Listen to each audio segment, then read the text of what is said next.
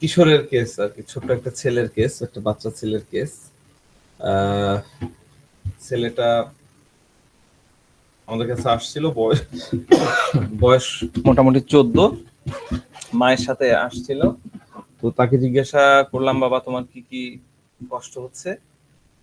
তো তখন মা বলছে কয়েকদিন থেকে ওর গা ঘাটছে, শুধু বমি বমি ভাব করছে। তখন কতদিন থেকে? তো ছেলে বলছে যে 5 দিন আগে থেকে। বললাম যে তখন কি হয়েছিল, 5 দিন আগে কি হয়েছিল? তো বলতেছে যে ছেলেই বলছে যে কিছু হয়নি। কোনো খাওয়া দাওয়ার কোনো অনিয়ম করেছিলে? বলছে না তেমন না, তবে বাসায় বিয়ের প্রোগ্রাম থাকায় কয়েকদিন থেকে একটু বেশি রিচ ফুড খাওয়া হচ্ছে। বিয়ে বাড়িতে যাওয়া হয় আর কি, পোলাও কোরমা, বিরিয়ানি, তারপর বিভিন্ন ধরনের পিঠা, তেলের খাবার, হ্যাঁ সেগুলো অনেক হয়। আমাদের অঞ্চলগুলোতে প্রচুর পিঠা পায়েস এগুলো তৈরি করে। আমার ধারণা সারা বাংলাদেশেই হয় বিয়ের বাড়িতে ওরকম। তো সেটাই বলতেছে, তেলের খাবার খাওয়া হয়েছে আর কি। আমি এমনিতে তেলের খাবার গুলো পছন্দ করি না। তো তাকে বললাম তারপরে কি হলো? বলে যে 5 দিন আগে সকালে ঘুম থেকে উঠে দেখলাম পেট একদম মোচড় দিয়ে উঠলো, কয়েকবার পাতলা পায়খানা হলো এবং বমি হলো। বমির সাথে আগের রাত্রে খাওয়ার পোলাও বের হয়েছে আর কি। দেখলাম সেগুলো হজম হয়ে গেছে, মানে একদম ইয়ে হয়ে যেটা হয়, মানে বমি তো এক ধরনের হয়, সেটা গোটা গোটা হজম না হলে। আর এটা মোটামুটি হজম হয়ে একটা মল্টের মতন হয়ে বাড়াই গেছে আর কি। তো সে বলছে যে তারপরে আরো 3বার বমি হলো। তো এবার গুলাতে শুধুমাত্র খালি তেল বাড়াচ্ছে, খাওয়া খাচ্ছে মনে তেল মুখ দিয়ে উঠছে। তো তারপর থেকে পেটটা ভার ভার হয়ে থাকতেছে, মনে হচ্ছে পেটটা গ্যাসে ভরে গেছে আর গা ঘাটছে। পেট শুধু ডেকেই চলছে, মানে তারপর তো গুড় গুড় করে পেট ডাকে।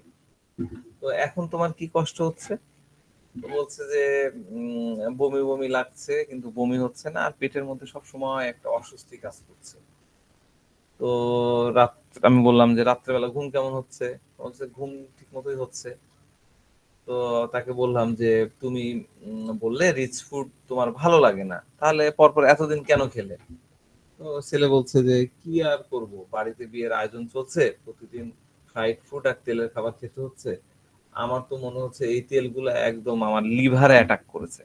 কি বলতেছে, তেলগুলা তার লিভারে অ্যাটাক করছে। তো কথা বলতেছে, আমার তো মনে হচ্ছে জাস্ট এইভাবে ইয়ে করছিল, আমার তো মনে হচ্ছে যে তেলগুলো আমার একদম লিভারে অ্যাটাক করছে, মানে ঘাড় নাড়ায় নাড়ায় কথা বলতেছে আর কি। এটা একটা ইন্টারেস্টিং জিনিস, যদিও আমাদের দুই একজন এটা নিয়ে লিখেছেন, তো মানে রুব্রিক্স বানাইছেন, তাদেরকে ধন্যবাদ। তারা চেষ্টা করেছেন সুন্দর কিছু খুঁজে বাহির করার। এইগুলো ফেলে দেওয়া জিনিস যে তারা পয়েন্ট আউট করতে পারছেন, চক আউট করতে পারছেন, এটা এটা আসলে মানে তারা প্রশংসার যোগ্য। তো আমি তাকে বললাম যে কেন তোমার কাছে মনে হচ্ছে তেলগুলা লিভারে অ্যাটাক করেছে? তো ছেলে বলছে যে বারবার বমিতে তো তেল বের হচ্ছে, কিন্তু প্রথমবার বমির সাথে আগের দিনের পোলাও খেয়েছিলাম সেগুলো বের হয়ে যায়, আর তারপর থেকে শুধু বমির সাথে তেলই উঠছে। তো তখন ছেলেটার মা বলে উঠলো যে ডাক্তার সাহেব, মাঝে মাঝে ওর একটু একটু অ্যাসিডিটির সমস্যা হয়, তখন লিকুইড অ্যান্টাসিড খাইয়ে দিই, এর মধ্যে আমি খাওয়াইছি। তো আমি তাকে বললাম যে এই মুহূর্তে তোমার মধ্যে কি অস্বস্তি কাজ কাজ করছে, তোমার মধ্যে কি ফিল হচ্ছে? তো ছেলে বলছে যে পেট গুড়মুড় করছে আর ভেতর থেকে কেমন যেন খারাপ লাগছে। কিরকম খারাপ লাগছে? তো বলছে শরীর, অনেকদিন ধরে শরীরটা ভালো যাচ্ছে না, কেমন যেন একঘেয়েমি লাগতেছে, মানে বোরিং টাইপের লাগতেছে। প্রতিদিন পেট গুড়মুড় গুড়মুড় করে, গা ঘাটে, বমি বমি হয়। শরীরের ভেতর যদি এরকম চলতে থাকে তাহলে কার ভালো লাগবে বলুন? আবার এই কথা বলতেছে, আমার মাথা এরকম করে চেড়ে চেড়ে ঝাঁকাচ্ছে। এই জেস্টারটা মাথায় রাখেন, কথা বলে এইরকম করে মাথা ধরা। কার ভালো লাগে? দেখা যাচ্ছে কার ভালো লাগে এই স্টাইলে কথা বলে, এইরকম এরকম করে কথা বলে। তো কিরকম লাগছিল তাকে বললাম, কিরকম খারাপ লাগছিল?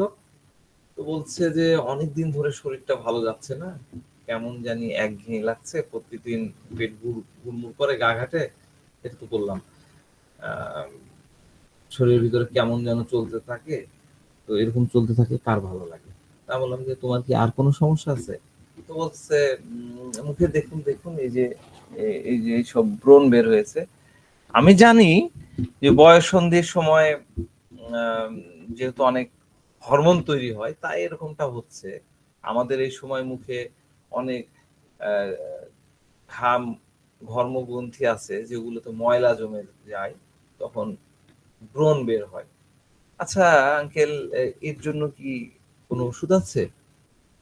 তো রোগী বেশ কনফিডেন্স নিয়ে তার এই জ্ঞানগুলো আমাকে দিল, যে বয়ঃসন্ধির সময় ধর্মগ্রন্থিতে ময়লা জমে যায়, সেখান দিয়ে ব্রণ হয়। হ্যাঁ, সে অনেক কথা বললো এই নিয়ে, খুব কনফিডেন্স নিয়ে, আর ওই যে একই স্টাইলে ঘাড় নেড়ে মাথা নেড়ে কথা বলতেছে। তো আমি বললাম অবশ্যই আছে, অবশ্যই আছে, তোমার মুখে তো দেখছি ব্রণ ছাড়া অনেক মৌলও আছে। হ্যাঁ, মৌল, আমরা মৌল বলি। তো ছেলে বুঝতে পারেনি মৌল, মৌল মানে কি আঙ্কেল, এটা কি আঁচিল? না না, আঁচিল না, মৌল মানে হলো তিল, এই যে কালো কালো তিল আছে। ও আচ্ছা আচ্ছা, এটাই ছিল কেস, খুব সিম্পল। অন্য কিছু কিন্তু আমরা ইনকোয়ারি নিই, এর মধ্যে ছেলের ভাবনা, ছেলের জেস্টার, এটা আমরা দেখতে পেলাম। তো তাকে সালফার 30 একটা ডোজ দিয়ে বললাম যে তুমি আজকে এটা নিয়ে যাও, 1 কাপ পানিতে পুরা 30, মানে একটা আমি দিয়েছিলাম, এটাকে পুরা গুলাই দিবা, যে 10 মিনিট পর পর 3 বারে খাবা। কেমন থাকতেছো আগামী কালকে এসে জানাবা, আর তখন আমি অন্য ওষুধ দিয়ে দিব। ঠিক আছে? তো পরের দিন সকালবেলা 11টা, সাড়ে 11টার দিকে রুগী আসলো। না, রুগী আসেনি পরের দিন।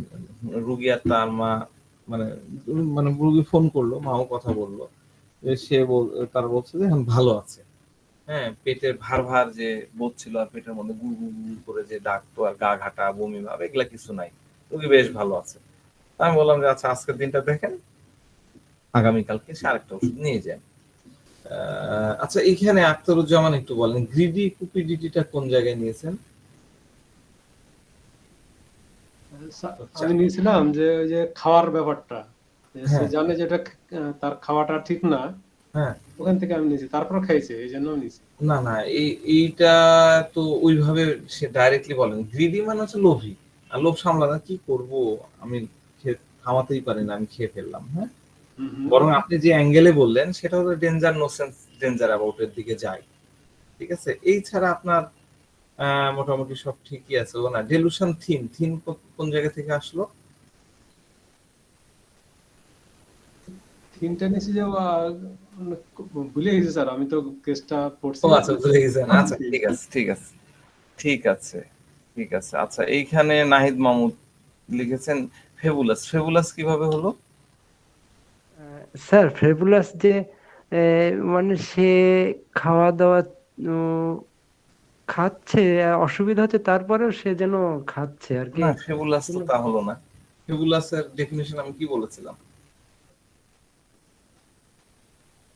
আসলে স্যার ফেবুলাস মানে একটা গুরুত্বপূর্ণ জিনিসকে গুরুত্ব না দেওয়া, এমনই তো নাকি স্যার? ঠিক আছে, কিন্তু তার তো উপায় ছিল না। আপনাকে অবজেক্টটাও তো বুঝতে হবে না, যে তার তো উপায় ছিল না। বিয়ে বাড়িতে তার জন্য তো আলাদা করে খাবার হবে না, সে তো ওটা খেতে বাধ্য হচ্ছে। এখানে আসলে ফেবুলাসনেসের বিষয়টা না, আমরা ফেবুলাস যেটা প্র্যাকটিক্যালি নিয়ে থাকি, মানে আমাদের ভুলগুলো হয় কোথায় জানেন? আমরা সাকসেস পাচ্ছি না, স্যার হচ্ছে না, এটা হলো আমরা যে অ্যাসপেক্ট রুব্রিক্স গুলো বোঝা দরকার, যে সেন্সে বোঝা দরকার, যে ফিলিংস থেকে বোঝা দরকার, সেটাকে আমরা নিই না। হ্যাঁ, আমরা একটা কনসেপশন নিয়ে নিই, যে একটা দাঁড় করাই ফেললাম, যে একটা করে রুব্রিক্স নিয়ে নিই, তখন কিন্তু আমরা, যদিও ফেবুলাসের মধ্যে আপনার সালফার আছে। হ্যাঁ, আপনি যদি বলতেন যে 5 দিন ধরে সে ভুগছে, আজকে আসলো, এই অ্যাঙ্গেলে যদি বলতেন তাহলে আমি মেনে নিতাম যে না ঠিক আছে, ফেবুলাস আপনার থিঙ্কিং ঠিক আছে। হ্যাঁ, কিন্তু খাচ্ছে না, এই অ্যাঙ্গেল থেকে ফেবুলাস আসলে খুব একটা, আপনি ফেবুলাসের কোনো একটা ক্লাসে পড়াইছিলাম, এর মধ্যে আমার মনে নেই, সেই ইয়েটা অ্যাসপেক্টটা ওখানে দেখিয়ে নেন। ঠিক আছে, তারপরে এম্বারেসমেন্টের এই জায়গাটা আপনি এম্বারেসমেন্ট সম্বন্ধে ক্লিয়ার হননি। হ্যাঁ, এই কারণে এম্বারেসমেন্ট আমি মনে হয় কয়েকটা ক্লাস আগে, 3-4টা ক্লাস আগেই বলেছি। হ্যাঁ, ওই ভিডিওটা দেখে নেন, এম্বারেসমেন্টের ফিলিংসটাই আলাদা। এম্বারেসমেন্ট আগে সে একটা ঘটনা ঘটাবে, ঘটার পরে সে তার এলিমেন্ট শুরু হবে। হ্যাঁ, আপনি ওইটা দেখে নেন, আমি ওখানে খুব ক্লিয়ার করে বলেছি, এর থেকে ক্লিয়ার আপনি কোনো বইও পাবেন না। এরপরে আরেকজনের একটু আলোচনা করি, আমাদের শামসুজ্জোহা ভাই টিউশন ওয়েলথ আছে, ঠিক আছে। গুলুমিয়া এই ইয়াগুলা না নয় ভালো, এখানে গুলুমিয়াটা ওইভাবে ফুটে ওঠেনি, সে বাধ্য হয়ে খেয়েছে। হ্যাঁ, আর কে বলেছেন? সিয়াম, সিয়াম রিজন পাওয়ার ইনক্রিজ। রিজন পাওয়ার ইনক্রিজ কি করে হলো?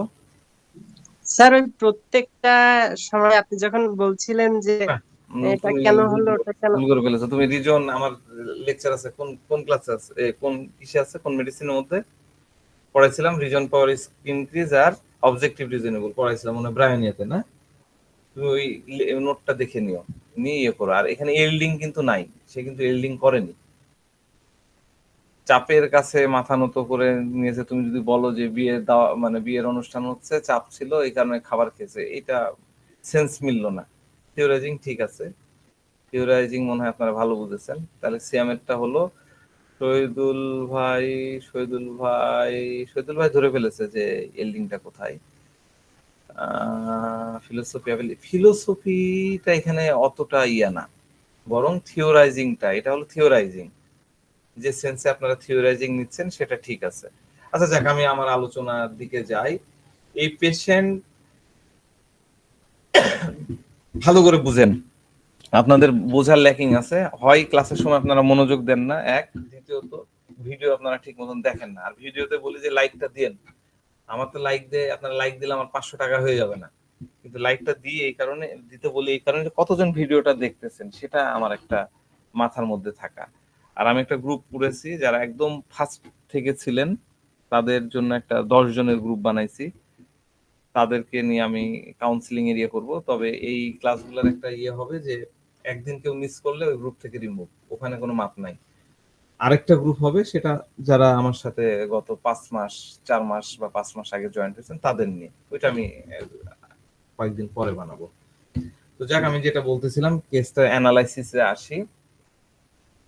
এই বাচ্চা 14 বছর একটা বাচ্চা, ফার্স্ট যেটা আপনার চোখে পড়া উচিত, সে কত কনফিডেন্সলি সে আমাকে বুঝাচ্ছে এই বয়সন্ধি লেভেলে হরমোন গুলা কেন হয়,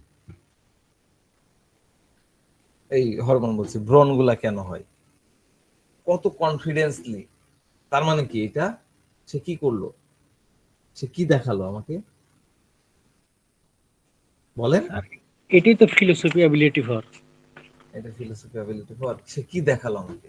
স্যার ওয়েলথ ওয়েলথ দেখালো স্যার, সে ওয়েলথ তার নলেজ দেখালো। নলেজ। আপনারা ইন্টারাকশন করেন না, আমি ক্লাসটাকে একটু ইন্টারেক্টিভ করতে চাই। আপনারা ওখানে লেখেনও না, এখানে বলতেও চান না, আপনারা কি চান আমি তো বুঝি না, ক্লাস বন্ধ করে দিই। সে আমি কতটা জানি ডাক্তার সাহেব আপনি বুঝেন, খুব সিম্পল। সে কি বললো ওটা দেখা দেখি না। আমি 14 বছর একটা ছেলে, 14 বছরের ছেলে, সে অ্যাডোলেসেন্ট পিরিয়ডে, বয়সন্ধি পিরিয়ডে কি কি হতে পারে সেটা সে বলে দিচ্ছে, এবং কনফিডেন্সলি বলতে, ঘাড় মাথা নাড়ায় নাড়ায়, মানে কনফিডেন্স। সে এটা এটা এটা সে কি করলো, সে তার নলেজ শেয়ার শো করলো। সব সময় মনে রাখবেন, নলেজ শো মানেই কিন্তু সালফার বা প্লাটিনা, সালফার হলো সবচেয়ে বড় নলেজ শো করে। আপনি কোনো পার্সন যদি নলেজ শো করে, জাহির করে, খুব ভালো করে মনে রাখেন কোন স্যার কি বলছে সেটা দেখা দেখি না, আমি যেটা বলতেছি সেটা শুনেন আমার প্র্যাকটিক্যাল অভিজ্ঞতা থেকে। নলেজ দেখানোওয়ালা পার্সন মানেই আপনি ধরে নেবেন আইদার সালফার না হলে প্লাটিনা। পরবর্তীতে অন্য মেডিসিনের নাম যদি আমি বলি তখন আপনারা ওটা শিখে নেবেন, কিন্তু এখন এই দুইটা মেডিসিন মাথায় রাখেন। নলেজ দেখাচ্ছে মানেই ধরে নেবেন হয় সে সালফার হবে, নাহলে সে প্লাটিনা হবে। এখন এই দুইটা মেডিসিন আপনি পেয়ে গেলেন, একটা পেশেন্ট আপনার চেম্বারে আসলো, সে এসে আপনাকে নলেজ দেখাচ্ছে, আমি এইটা জানি, আমি এই বিষয়ে জানি। সে তো আর বলবে না যে আমি জানি, সে এমন ভাবে শেয়ার করবে, শো আপ করবে, আপনি বুঝে গেলেন যে এ তো নলেজেবল পারসন। তাহলে আপনার মাথায় চলে আসতে হবে দুটো মেডিসিন, একটা হলো সালফার, একটা প্লাটিনা। এবার দুটোর মধ্যে ডিফারেন্সিয়েট করবেন কিভাবে বলেন? কিভাবে? গতকালকেই তো বললাম। প্লাটিনামের শুরুর প্রেজেন্টেশন গুলো দেখে কথা বলার ধরন, সে অন্যকে ছোট করার অন্ধ চেষ্টা করে। ডাক্তার, আমি কি করব? সিম্পল করে বলো। স্যার সে আপনাকে তুচ্ছ করবে না, মানে সালফার তুচ্ছ করবে না এবং প্লাটিনাম একদম ভিখারি বানাই দিবে। Exactly, thank you. আপনি গত ক্লাস ভালো করে করেছেন, আপনাকে ধন্যবাদ। সিএম গত ক্লাস মনে হয় ছিল না, ঘুমাচ্ছিল। সিম্পলিয়া সে যখন নলেজ গুলা আপনার সামনে শো করবে, সালফার যদি শো করে তখন আপনার কাছে খারাপ লাগবে না, বাহ বেশ তো 14 বছরের ছেলে ভালো ইয়ে করছে। কিন্তু প্লাটিনার 14 বছরের ছেলে যদি ইয়ে হবে, এমন ভাবে কথা বলবে, এমন ওয়ার্ড বা এমন ইয়েতে আপনার ভিতরে খোঁচা লাগবে, সে আপনাকে ডাউন করবে। বুঝাতে পারলাম? এই সিম্পল একটা জায়গাতে কিন্তু দুইটা মেডিসিনের ডিডি করা সম্ভব। তাহলে এই জায়গাটা বাচ্চা কনফিডেন্টলি আমার সামনে তার নলেজ গুলো শেয়ার করলো, মানে সে তার মানে নলেজ শো করলো। তাহলে আমাদের রুব্রিক্স কি হলো? Delusion, wealth of. ঠিক আছে, ডেলুশন, ওয়েলথ অফ। আমরা তো এই জায়গায় কোনো প্রশ্ন নাই, কোনো প্রশ্ন না আছে? স্যার, প্রশ্ন নাই নাই। তাহলে এই রুব্রিক্স আমরা বুঝে গেলাম। এরপরে হচ্ছে আপনি দেখবেন যে সালফারের পেশেন্ট, আমি সেদিন বলেছিলাম সালফারের ব্যক্তি, সেটা ছোট হোক বড় হোক, যেই আসুক তার মধ্যে প্রচুর জ্ঞান সে শো করবে। তাহলে ওই কথা দিয়ে তার জ্ঞানটা আপনি দেখতে পেলেন, তাই না? এগুলো পয়েন্টের কথা বলতেছি। প্রচুর স্টাডি মানে সে করে, এবং মজার ব্যাপার হচ্ছে কোন জায়গায় কোন জ্ঞান অ্যাপ্লাই করতে হয় এরা করতে পারে। বুঝাতে পারলাম? ধরেন যে সে মুচির কাছে গেল, মুচির কাছে যে নাপিতের জ্ঞান সে শেয়ার করবে না, মুচির কাছে যে ওই জুতার সংশ্লিষ্ট জ্ঞানই সে শেয়ার করবে। ছোট বাচ্চা হলেও তাই, বড় মানুষ হলেও তাই।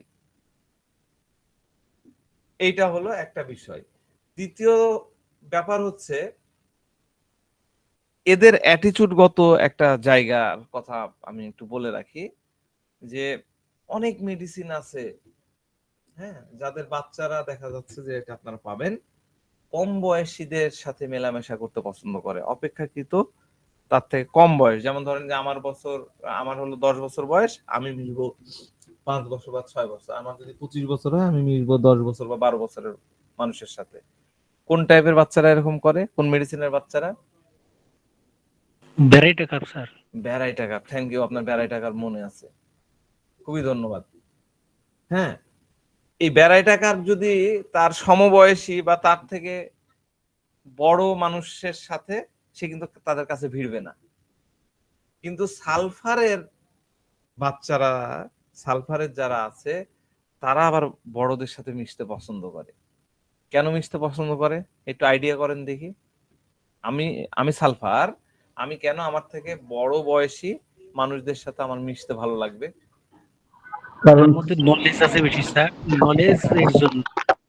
Thank you. কারণ তার নলেজ আছে বেশি, তাদের কাছে আমি কিছু শিখতে পারবো গেলে। বড়দের কাছ থেকে সে কাছে যে শুনবে, কথাগুলো আগ্রহ সহকারে শুনবে এবং সেখান থেকে জ্ঞান আরোহণ করার চেষ্টা করবে। বড়দের সঙ্গ তার কাছে রসদের মতন। আমি বুঝাতে পারলাম? এই জ্ঞানের একটা জায়গা থেকে দেখেন কতগুলো কথা আপনাদের সাথে শেয়ার করলাম, সিম্পল জিনিস। আপনারা এই জিনিসগুলো মাথার মধ্যে নেন।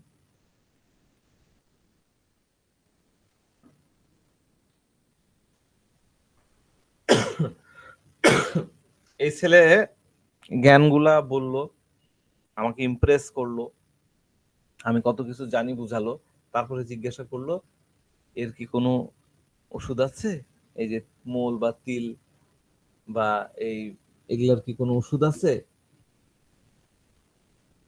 এই যে জানার জায়গা, আগ্রহ, হ্যাঁ, এই বাচ্চা হোক, এই পেশেন্ট হোক, মানে এই ব্যক্তির স্ট্রেন্থটা বুঝতে হবে আপনাকে, মেডিসিনের স্ট্রেন্থটা বুঝতে হবে।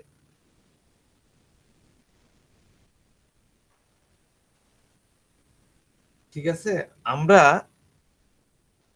ক্যালকেরিয়াকার পড়েছি, সাইলেশিয়া পড়েছি, থুজা পড়েছি, তাই না? ব্রিটেলনেস আমরা দেখেছি। এই মেডিসিন গুলাকে বলা হয়েছে পাতলা হাড্ডির মেডিসিন, সহজে ভঙ্গুর হয়ে যায় মেডিসিন গুলা, এদের মেরুদণ্ড থাকে না। আমরা স্পাইনলেস পড়েছি না এই সাইলেশিয়া। সালফার হচ্ছে ঠিক এর উল্টো, এরা হলো মোটা, কঠিন, শক্ত হাড্ডির মেডিসিন, এরা সহজে ভেঙে পড়ে না। আমি কি বলেছি গত কয়েকদিন থেকে বুঝাচ্ছি, প্রচন্ড কষ্ট, অথচ মুখের মধ্যে গ্রেস ধরে রেখেছে, হাসি ধরে রেখেছে, ওয়েলথ নিয়ে আসছে, রেফারেন্স দিয়ে কথা বলতেছে। সেদিন বললাম না বয়স্ক মহিলার কেসের কথা, তার মানে এত স্ট্রেংথ, মানে শক্তি পুষ্ট, হাড্ডি মোটা, ওয়েলথ, প্রচুর ধৈর্য, অধ্যবসায় প্রচুর, কখনো আশা ছাড়ে না, খুব পজিটিভ মাইন্ডের। তো এই ছেলেটাও কিন্তু খুব মাথা ইয়ে করে, আমি আসছি রুব্রিক্স পরে, ঝুঁকায় ঝুঁকায় বলতে, মানে খুব বলিষ্ঠতার সাথে সে কিন্তু কথাগুলো বলতেছিল, তার মধ্যে কোনো আড়ষ্টতা ছিল না। ঠিক আছে, তো এই যে বলিষ্ঠতা, এই যে মানে কি বলবো, জড়তাহীনতা, হ্যাঁ, এইগুলা কাদের থাকে?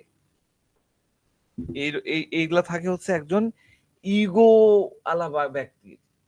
প্রত্যেকটা পার্সনের একটা নির্দিষ্ট ইগো থাকা দরকার, লেভেল পর্যন্ত থাকা দরকার। ইগো একজন পার্সনকে কনফিডেন্স দেয়, এই বলিষ্ঠতা দান করে ইগো।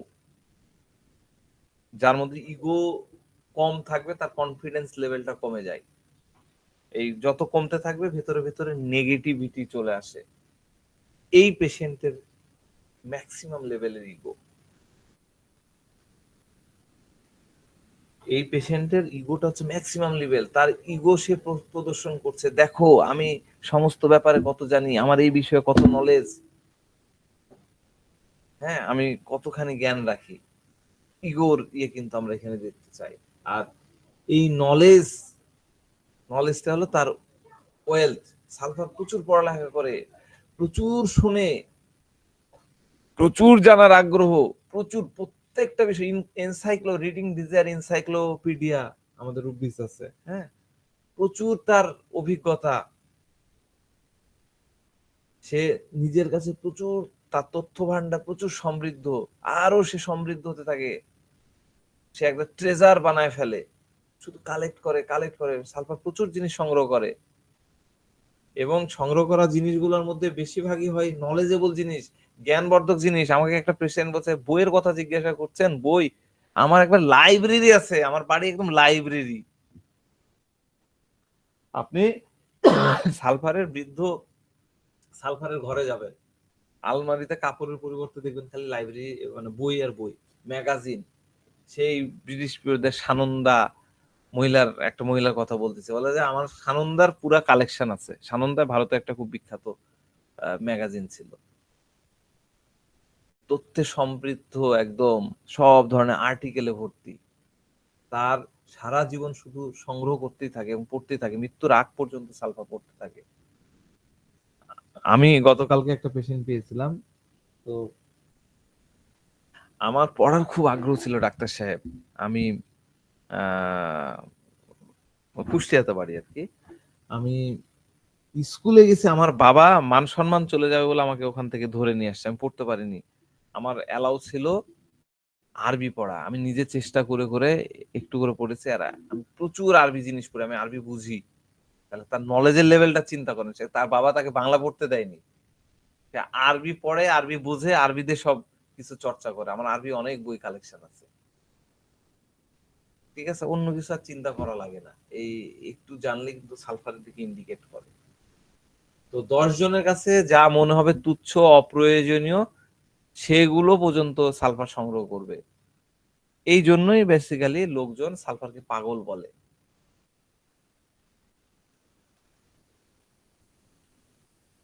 কি প্রয়োজন তার এই অপ্রয়োজনীয় জিনিসগুলো সংগ্রহ করে?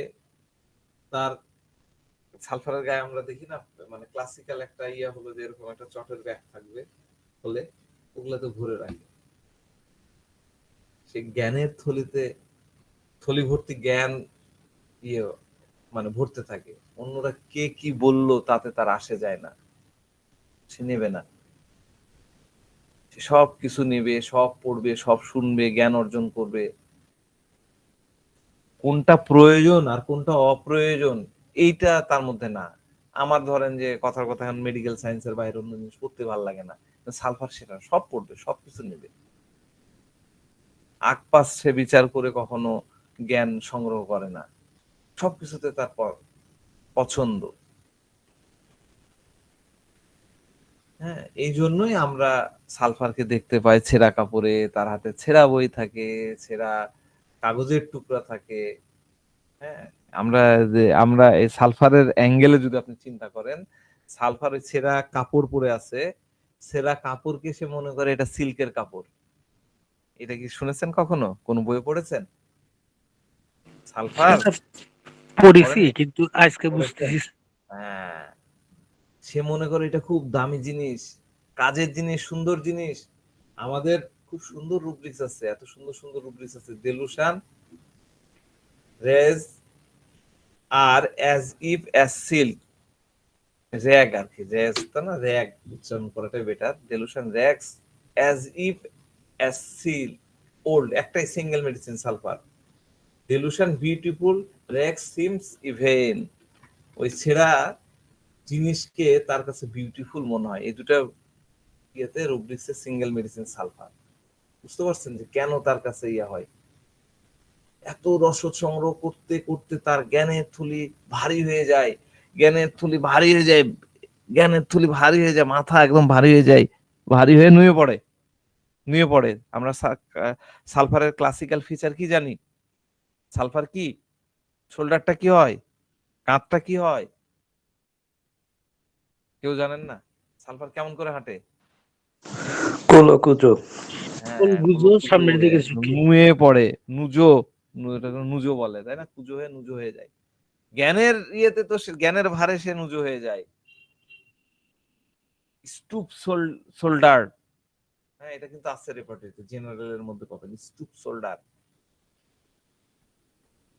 মহামতি কেন্ট কি বলেছেন? স্টুপ শোল্ডারের মধ্যে মহামতি কেন্ট দিয়েছিলেন, সালফারের জাত ভাই দিয়েছিলেন, সালফার টিউবারকুলার বোভিনাম, আরো 3-4টা মেডিসিন দিয়েছেন। পরবর্তীতে আরো কিছু ইয়ে হয়েছে। স্টুপ শোল্ডার্ড, আমি লিখে দিই, stoop shouldered. What is stoop shouldered? Stoop shouldered কি? হ্যাঁ, এই যে আমরা বাঁকা ইয়ে বুঝি, এটাকে যদি আমরা সূক্ষ্মভাবে বুঝি, আমরা মেটাফরিক্যালি বুঝি, তাহলে হচ্ছে সালফার শ্রদ্ধায় সামনে ঝুঁকে, শ্রদ্ধায় নত হয়। হিন্দু, খ্রিস্টান, বৌদ্ধ কথা বলে এরকম হাত ইয়ে হয়ে, আবার জ্ঞানের চাপেও সামনের দিকে একদম নুজ্জ হয়ে যায়। সালফার বাচ্চারা ব্যাগ ভর্তি করে জিনিস নেয়, সব বই নিয়ে যাবে, দিয়ে ব্যাগের ভারে একদম ঝুঁকে পড়বে, ওইভাবেই যাবে। আবার মেটাফরিক্যালি বুঝতে হবে, সে নলেজের ব্যাগ একদম মাথা ভর্তি করে নিয়েছে, সেটাতে সে ইয়ে হয়ে যাচ্ছে। Stoop shoulder children in sulphur. তো এই কেসে আমরা কি দেখলাম? এই কেসে পেশেন্ট বাচ্চাটা যখন কথা বলতেছিল, তখন তার হাত, কাঁধ, বিশেষ করে মাথা একদম নেড়ে নেড়ে, মাথাকে একদম এরকম কোনাকুনি করে উপরের দিকে নিয়ে যাচ্ছে, কথা বলতে বলতে এরকম করে কাত করতেছে, হঠাৎ করে আবার সামনের দিকে ঝুঁকে যাচ্ছে, পেছনের দিকে যাচ্ছে, এই যে স্টুপ শোল্ডারের মতন হয়ে যাচ্ছে। এসব করার অর্থ কি? কেন সে এরকম করছে, এটা আমাদের চিন্তা করতে হবে। যখন সে কোনো কথা বলছে, তার কোনো স্টেটমেন্ট দিচ্ছে, কোনো বিবরণ দিচ্ছে, তখন অঙ্গভঙ্গির মাধ্যমে আরো সুস্পষ্ট করছে, আরো অ্যাকিউরেসির দিকে নিয়ে যাচ্ছে। কে যেন কমিউনিকেটিভ লিখেছে, কমিউনিকেটিভ, তাহলে তিনি বুঝতেই পারেননি। কমিউনিকেটিভ আমি কি বলেছিলাম? কমিউনিকেটিভে রুগী মনে করছে যে আমি যদি এইভাবে ভার্বাল নন ভার্বাল কমিউনিকেশন করে যদি তাকে একটু বোঝানোর ইয়ে করি, চেষ্টা করি, ডাক্তার হয়তো বুঝতে পারছেন আমার ঘাড়ের কোন জায়গা থেকে কোন জায়গায় ব্যথা, তাহলে বলি যে এখান থেকে এই পর্যন্ত ব্যথা, এখান থেকে, এরকম করে দেখিয়ে দেখিয়ে যখন করছে, এটাকে আমরা নিচ্ছি কমিউনিকেটিভ। আর এই কি করতেছে? ঘাড়ের মাধ্যমে ঘাড় মাথা নাড়ায় তার বক্তব্যকে আরো অ্যাকুরেট করার জন্য, আরো অ্যাকুরেসি বাড়ানোর জন্য, সে এরকম রূপ দেওয়ার জন্য সে এরকম অ্যানিমেটেড হচ্ছে। সে এরকম করছে কারণ তার ওই বিষয়টাতে আমি যাতে আরো এমফেসিস দিই, এই কারণে আরো গুরুত্ব দিয়ে এই কারণে সে করছে। তো খুবই ধন্যবাদ আখতারুজ্জামান এবং রহমতুল্লাহ, ডক্টর রহমতুল্লাহ দুইজনই দিয়েছেন। এখানে আমরা একটা রুব্রিক্স চিন্তা করতে পারি, gesture makes talking while talk, gesticulation with head, মাথা দিয়ে সে ইয়ে করছে, এটা আপনারা মাথায় রাখবেন। হ্যাঁ, তো সালফার পেশেন্টের এত জ্ঞান, এত বুদ্ধি, এখানে কিন্তু থিওরাইজিং না, এখানে ফিলোসফি অ্যাবিলিটি। আমরা এখানে কি নিয়েছি? আমরা নিয়েছি থিওরাইজিং, ফিলোসফি অ্যাবিলিটি বলছি এখানে। আমরা নিয়েছি কি বলে, আমরা নিয়েছি হলাম থিওরাইজিং, তাই না? থিওরাইজিং। হ্যাঁ, থিওরাইজিং কি? এরা হলো থিওরি করতে ওস্তাদ, এদের এত বুদ্ধি, এরা এত জ্ঞান। যদিও রিজন পাওয়ার ইনক্রিজিং সে ঠিক আছে, কিন্তু এখানে ওইভাবে প্রমিনেন্ট না। আমরা রিজন পাওয়ারটা এই রুব্রিকটা নিতে গেলে কিছু কোয়ালিফাইং বৈশিষ্ট্য থাকতে হবে। ওই কোয়ালিফাইং বৈশিষ্ট্য আমি তখন বলেছিলাম, ওই কোয়ালিফাইং বৈশিষ্ট্যের সাথে যেহেতু ম্যাচিং হয়নি, এই কারণে আমরা এই রুব্রিকটা নিতে পারবো না। এখানে ফিলোসফি অ্যাবিলিটি আছে, কিন্তু মূল জায়গা হচ্ছে সে একটা থিওরি বানাচ্ছে। থিওরি তৈরিতে ওস্তাদ হচ্ছে সালফার। সে কি থিওরি তৈরি করলো? যে অতিরিক্ত তেল সরাসরি লিভারে অ্যাটাক করে। এটা কি ঠিক?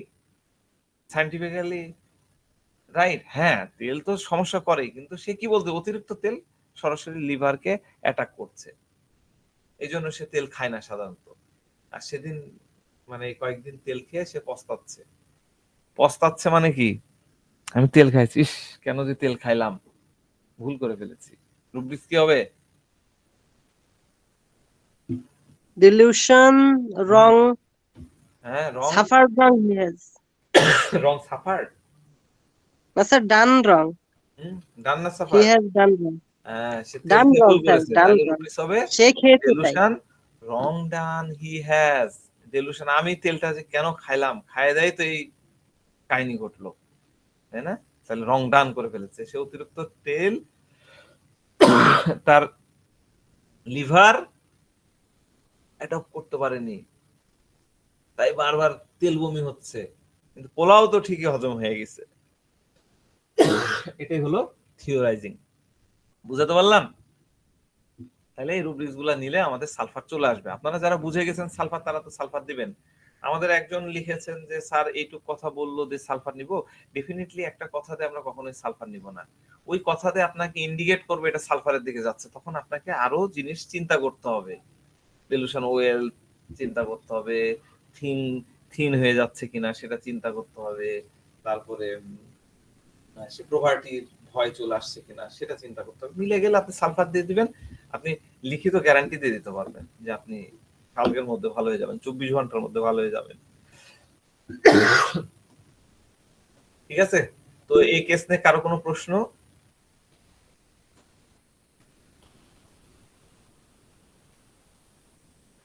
কারো কোনো প্রশ্ন নাই? ঠিক আছে, তাহলে আমরা দ্বিতীয় কেসে চলে যাই। সবাই কি বুঝতে পেরেছেন? Case number 1। হ্যাঁ সিয়াম। স্যার অনেকে দেখছিলাম ইগোটিজম নিচ্ছিল, এখানে ইগোটিজম হ্যাঁ, কোথাও আছে কিনা? ইগো নেওয়াই যায়, কিন্তু ইগো নিলাম না নিলেও নাই, ইগো তো ছিলই, আমি তো ইগো নিয়ে বললাম তো। কিন্তু অত প্রমিনেন্ট নাই। ইগোতে হয় কি, বারবার বলে, বারবার আমি হয়। সালফারের ইগোটা আসলে কি ওই প্লাটিনা বা অন্যদের মতন অত প্রমিনেন্ট থাকে না, কিন্তু ইগো তো থাকেই। আর কারো কোনো প্রশ্ন?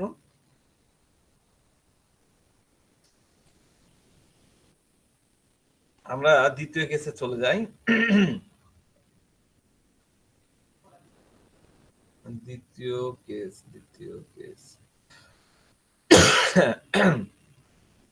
তো এই কেসটা একটা বৃদ্ধ মহিলার কেস, বয়স 65-র মতন। সে তার মেয়ে তাকে সাথে করে নিয়ে আসছে, পেশেন্টের মেয়ে, পুরনো পেশেন্ট আর কি। তো সরি, মেয়ে বলছে যে মা কয়েকদিন আগে গ্রাম থেকে আমাদের বাসায় আসছে, তো আমি দেখলাম তার হাঁটুতে খুব ব্যথা, অনেক ব্যথা বেড়ে গেছে, তো তাই আপনার কাছে চিকিৎসার জন্য নিয়ে আসলাম। তো তিনি আর ৩-৪ দিন থাকবেন আমাদের বাসায়, আপনি ওষুধ দেন। হ্যাঁ, তো মহিলা দেখছি যে খুব স্মাইলিং করছে, খুব হাসছে। হ্যাঁ, তো আমাদের পুরনো কনসেপ্ট ছিল যে হাসবে, সে হি হি হি হু হু করবে আর বেলেডোনা দিয়ে দিব, পুরনো কনসেপ্ট ছিল। ওগুলো তো এখনো মাথায় থাকে। এই যে যারা ইয়ে করতে পারতেছেন না, আমাদের গ্রুপগুলোতে, মানে আমাদের এই কেসগুলার সলিউশনে উল্টাপাল্টা জিনিস চলে আসছে, কারণ তাদের মাথার মধ্যে প্রিভিয়াসলি কোনো একটা ধারণা অলরেডি ঢুকে আছে। তিনি ফাইট করতেছেন ওই কনসেপ্টকে সাথে আমার কনসেপ্টকে ম্যাচ করানো, মার্চ করে হবে না, পুরা কমপ্লিটলি ডিফারেন্ট, ওটা আপনাকে ফেলে দিতে হবে, নাহলে ওদিকে আপনাকে যেতে হবে। আর এখানে থাকতে গেলে এই অনুযায়ী আপনাকে আগাতে হবে, নাহলে আপনি ওটার সাথে এটা যখন মিলাতে পারবেন, আপনি কোনো কেস সলভ করতে পারবেন না, আপনার মধ্যে ফ্রাস্ট্রেশন চলে আসবে। কি শিখছেন পুরনো, এই রেফারেন্স টানবেনই না, ভুলে যান। যেটা শিখতেছেন নতুন করে মনে করেন, এটা নতুন করে রিসেট করে আপনি শিখছেন। নতুন বাংলাদেশ যেরকম আমরা চালাচ্ছি, গড়ছি, ওই রকম নতুন করে এটাকে আসতে হবে, তাহলে আপনি এখানে সাকসেস পাবেন, নাহলে আপনি সাকসেস পাবেন না। ওইটা মিলালেন এটা মিলালেন হবে না। তো যাক, এই পেশেন্টের মেয়ে বলছে যে মেয়ের কথা তো বললাম, আমি পেশেন্টকে জিজ্ঞাসা করলাম আপনার কি হয়েছে, কি কি কষ্ট হয়েছে খালাম্মা বলেন। উনি বলছেন যে বাম হাঁটুতে অনেক ব্যথা। ভালো করে শোনেন, প্রত্যেকে শোনেন, চোখ বন্ধ করে থাকেন না, এটা শুনেন, এখানে বোঝার আছে। আমি অনেক ডিপ লেভেলের জিনিস এখন এই কেসে আমি কিন্তু আপনাদেরকে বোঝাবো, যদি বুঝতে পারেন তাহলে এরকম অনেক কেস সলভ করতে পারবেন তুড়িতে, আর যদি বুঝতে না পারেন, ভাষা বুঝেন, তাহলে কিচ্ছু শিখতে পারবেন না। তো উনি বলতেছেন বাম হাঁটুতে অনেক ব্যথা, হাঁটুটা ফুলে গেছে, অনেক ওষুধ খেয়েছি কিন্তু একটাও লাভ হয়নি, বসলে আর উঠতে পারি না, দাঁড়ায় থাকলে আর বসতে পারি না। এই কথা খুবই কমন রুগীরা এসে বলে। ব্যথায় চোখ দিয়ে পানি চলে আসে, ব্যথায় চোখ দিয়ে পানি চলে আসে। হ্যাঁ, রুগী বলতেছে যে হাত জোর করে, ডাক্তার সাহেব আপনি যদি মানে আপনি ওষুধ দেন যদি ভালো হতে পারি, হ্যাঁ, প্রেইং স্টাইলে যেটা হয়, ওষুধ দেন আমি ভালো হতে পারি। অনেক ওষুধ খেয়েছি, ওষুধ যতক্ষণ খাই ততক্ষণ ব্যথা কম থাকে, মানে পেন কিলার খাইছে আর কি, ওই 6 ঘন্টা ভালো থাকে। ওষুধের কাজ শেষ হলে আবার ব্যথা শুরু হয়ে যায়। পেন কিলার খেলে তো তাই হয়, 6 থেকে 8 ঘন্টা ভালো থাকে, তারপরে তো নাই। ভল্টারিন সাপোজিটর দিলেও তাই হয়, 8 ঘন্টা 12 ঘন্টা ভালো থাকে, তারপরে নাই। তো যাক, আমি তাকে বললাম আর অন্য কোনো কষ্ট আছে? বলছে না, আমার আর কিছু নাই, আমার শুধু এতটুকুই সমস্যা। এই কারণে আমি যেখানে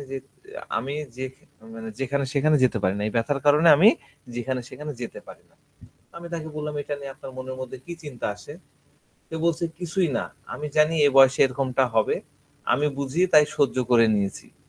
ব্যথা বেশি হলে হাত দিয়ে টিপি, ব্যথা বেশি হলে হাত দিয়ে টিপি। তা বললাম যে আপনার নেচার সম্পর্কে একটু বলেন তো, স্বভাব কি একটু বলেন। এটা আমার খুব কমন কোশ্চেন, আমি রোগীদেরকে বলি যে আপনার স্বভাব সম্পর্কে বলেন, আপনার নেচার সম্পর্কে বলেন। তো বৃদ্ধা আবার হাসতে লাগবে। তখন মেয়েটা বলতেছে যে মা খুব শান্ত প্রকৃতির, তেমন রাগ করে না, সবার সাথে মিশে বেড়াতে পছন্দ করে। এবার পেশেন্ট তার মধ্যে বলছে যে আমি বাংলাদেশের প্রায় সব জায়গায় ঘুরেছি বাবা, ভারতেও গেছি, সৌদি আরবেও গেছি হজ করতে, কোথাও গেলে আমি পায়ে হেঁটে ঘুরি। কি বলছে, কোথাও গেলে আমি পায়ে হেঁটে ঘুরি, এখন এই ব্যথার কারণে আর ঘুরতে ইচ্ছা করে না, এই ব্যথার কারণে আর ঘুরতে ইচ্ছা করে না। আমি তাকে বললাম তাহলে তো আপনার এটা নিয়ে অনেক খারাপ লাগে, রাগ হয়? না, আমি রাগ করি না, আমি বুঝি তাই মানিয়ে নিয়েছি। দেখুন বাবা, রাত্রের বেলায় ঘুমাতে গিয়ে যখন পাশ ফিরি, তখন এখানে এই হাঁটুর জায়গা দেখাচ্ছে যে এখানে এমন কট করে আওয়াজ আসে আর এমন ব্যথা হয় যে চোখ দিয়ে পানি চলে আসে।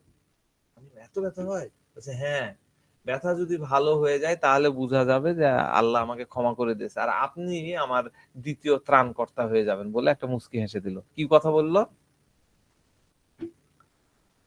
ব্যথা ভালো হলে আল্লাহ মাফ করে দিয়েছে আর আপনি আমার দ্বিতীয় ত্রাণকর্তা হয়ে যাবেন। কথাটা একটু সুন্দর বলেছিল, আমি আসলে মনে রাখতে পারিনি, আমি আমার মতন করে লিখলাম। সে এই টাইপের একটা কথা বলছেন যে আপনি আমার দ্বিতীয় খোদা হয়ে যাবেন, বুঝছেন? সেই কথাটা বলছিল। তো আমি একটু ভদ্র ভাষায় লিখলাম যে দ্বিতীয় ত্রাণকর্তা হয়ে যাবেন। সে বলছে যে আল্লাহ মাফ করে দিয়েছে আর আপনি আমার দ্বিতীয় খোদা হয়ে যাবেন, বলে একটা মুচকি হাসি দিল। কত বড় কথা বলছে দেখেন। তো আমি তাকে বললাম যে কোন বিষয় নিয়ে আপনি কোন বিষয়ে রাগের কথা আপনি বলছেন, একটু বলেন তো। তো বলছে কোনো বিষয় না, আমিও রাগ করে নাই, কোনো বিষয় নিয়ে আমার কোনো ক্ষোভ নাই, কারো উপরে কোনো রাগ নাই, কোনো ঝগড়া নাই, আমি নিজেই নিজেকে নিয়ে খুশি আছি, বলে আবার হাসি দিয়ে দিল। তো এই অসুস্থতা নিয়ে আপনার মধ্যে কি কোনো ভয় কাজ করে? রোগী বলছে যে আমি ভয় পাই না, আমি সহ্য করতে পারি, বলে আবার হেসে দিল। তখন মেয়ে বলছে মা খুব শক্ত, এই ব্যথা নিয়ে চট্টগ্রামে আমার বড় আপা আছে, তার কাছে থেকে ঘুরে আসছে। তখন মেয়েকে থামাই দিয়ে বৃদ্ধা মহিলা বলতেছে যে আমার বড় মেয়ে চট্টগ্রামে থাকে, তাকে দেখতে খুব ইচ্ছা হচ্ছিল, সেও ডাকলো, তাই আমি থাকতে পারলাম না, তার কাছে গেলাম। সবাই অবশ্য যেতে নিষেধ করলো যে ব্যথা বেড়ে যাবে, কিন্তু আমি চলে গেলাম। ব্যথা করছিল, ব্যথার জন্য বড়িও খেলাম, ওখানে গিয়ে সমুদ্রও দেখলাম, বলে আবার করে হাসি দিয়ে দিল। তো মেয়ে বলছে যে এই বয়সে সে যে কোনো জায়গায় একাই যেতে পারে, একাই যায়। আমার আরো বোন আছে, একজন ঢাকায় থাকে, একজন কুমিল্লায় থাকে, সে একাই চলে যাবে। তো আমি তাকে বললাম যে আপনার এই ব্যথাটা কবে থেকে শুরু হয়েছে? তো পেশেন্ট বলছে অনেক আগে থেকে, তবে 1 বছর থেকে বেশি। আমি বললাম এই 1 বছর আগে আপনার কি নিয়ে টেনশন ছিল, কোনো স্ট্রেসের মধ্যে ছিলেন কি? তো বলছে যে আমি বললাম না আমার রাগ নাই, টেনশন নাই, যদি কখনো কিছু হয় তাহলে আমি কথা বলি না, একা একাই থাকি। আমি বললাম ও আচ্ছা আচ্ছা, কি নিয়ে এরকম হয় রাগটা বা এগুলা কি নিয়ে হয়? তখন পেশেন্ট বলছে যে আমার একটা ছোট ছেলে আছে, মাঝে মধ্যে তার উপরে হয়, তো আমি কিছু বলি না, বলে আবার মুচকি হেসে দিল। তো পেশেন্টের মেয়ে বলছে যে আমার ভাই গ্রামের বাড়িতে মায়ের সাথে থাকতো, কিন্তু ইদানিং সে শ্বশুর বাড়ি এলাকায় একটা ব্যবসা চালু করছে, যে ওর বাড়ি ট্রান্সফার করে শ্বশুর বাড়ি এলাকায় চলে গেছে। এবার বুঝেন কোত্থেকে কি হয়। তো এখন সে সপ্তাহে সপ্তাহে মায়ের সাথে দেখা করতে আসে, সপ্তাহে সপ্তাহে মায়ের সাথে দেখা করতে আসে। আহ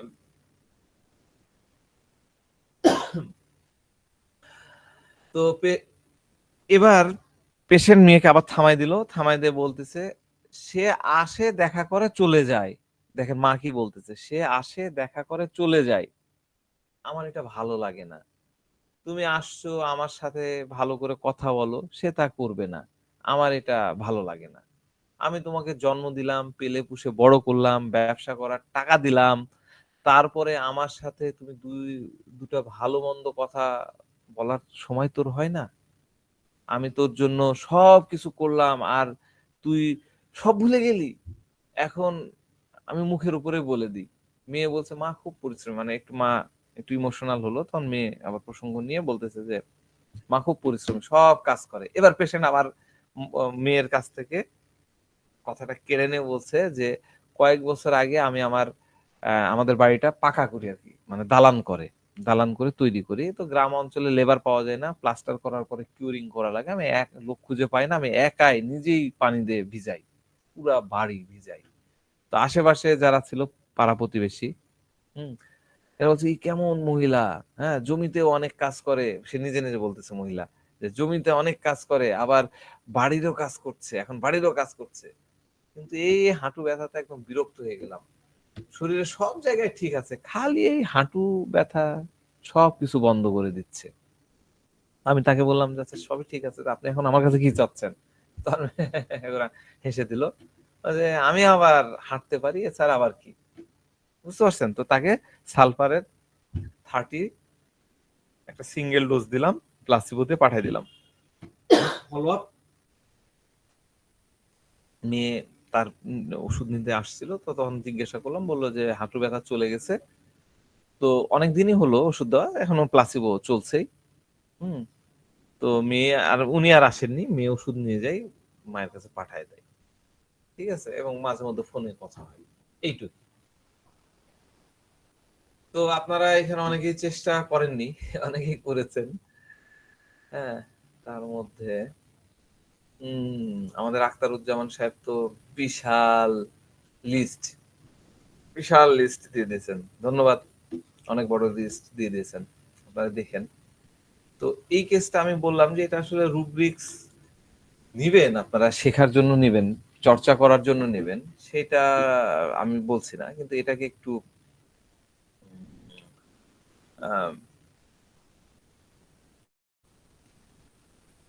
মানে থিঙ্কিং করে আগানোটা বেটার।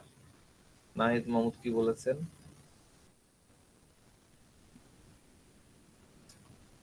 ঠিক আছে, তো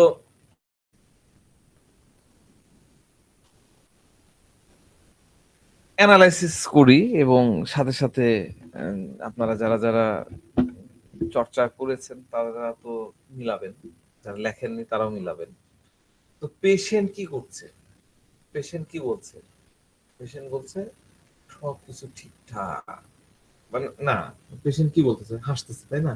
আর কি করছে পেশেন্ট? কি সবকিছু ঠিকঠাক বলছে? কি মনে হলো, সে ঠিকঠাক আছে এরকম বললো?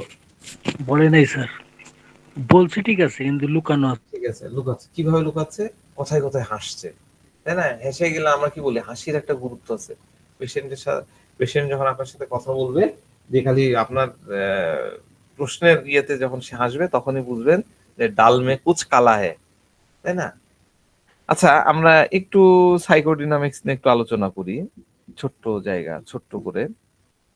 সাইকোডিনামিক্স কি বলে? বাম হাঁটুতে ব্যথা, বাম, বাম মানে কি? বাম কি বলেছিলাম? বাম সাইডে হার্ড রিলেটেড, হার্ট রিলেটেড, মানে হার্ড ক্লোজ, রিলেটেড। ক্লোজ কেউ একজন, নিকটের জন, হার্টের পাশে যে থাকে, হার্ট হৃদয়ে যে থাকে, হৃদয়ে যার স্থান, তাই না? এইরকম কারোর সাথে তার প্রবলেম শুরু হয়েছে, তার নিকটজনের কাছ থেকে, ঘরের লোকের কাছ থেকে তার প্রবলেম শুরু হয়েছে, বিধায় তার এই ডান হাঁটুতে কিন্তু ব্যথাটা হয়নি, ব্যথাটা হয়েছে বাম হাঁটুতে, এবং হাঁটুটা ফুলে গেছে, আমি দেখেছি হাঁটুটা ফুলে আছে এরকম, পানি ধরলে যেরকম হয়। সে আসছে হাঁটু ব্যথা নিয়ে, তাও আবার কত বছর হলো? 1 বছর ধরে সে কষ্ট পাচ্ছে। তার মানে কি 1 বছর খুব বেশি দিন না, 1 বছর তার ঘাটা এখনো তাজা। এই কেসটা বেসিক্যালি আমি শেয়ার করেছি, এর মধ্যে কত কত রুব্রিক্স আছে, এই তো লাইন বাই লাইন রুব্রিক্স আনা যায়। এই মহিলা রুব্রিক্স এর মতন করেই কথা বলেছে। এটার জন্য না, আমরা এই পেশেন্টকে বুঝতে শিখবো, বুঝার জন্য এই কেসটা দেওয়া। সালফার পেশেন্ট যখন আপনার চেম্বারে আসবে, তখন আমরা কিভাবে চিনবো? এই পেশেন্টের কথা ভাবুন। আমরা 2-3 দিন, প্রথম 2-3 দিন আলোচনা করলাম, সে অনেক ধরনের রেফারেন্স দিবে, কিন্তু আমি এই বর্ণনায় কিন্তু অনেক ধরনের রেফারেন্স কিন্তু আমি নিয়ে আসিনি, বলিনি। তার মানে ধরে নিলাম অত রেফারেন্স এখানে ছিল না। তাহলে তাকে আমরা চিনবো কিভাবে? আমরা যেটা খুব কমনলি দেখছি যে প্রত্যেকটা কথায় সে হাসছে। তাকে জিজ্ঞাসা করলাম রাগ কেমন, টেনশন কেমন, সে কি বলে? উত্তর কি দিল? রাগ নাই, টেনশন নাই, তাই তো নাকি? ব্যথা সহ্য করি, আবার এগুলাও বলছে, আবার হাসছেও। তো সবসময় মনে রাখবেন, এটা একদম লাল কালি দিয়ে লিখে নেন।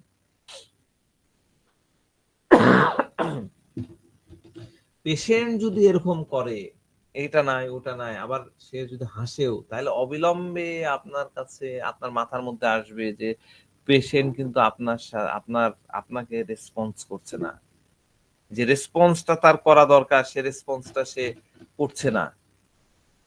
আমি বুঝাতে পারলাম? সে তো আপনাকে উত্তর দিচ্ছে না, আপনাকে কোঅপারেট করছে না।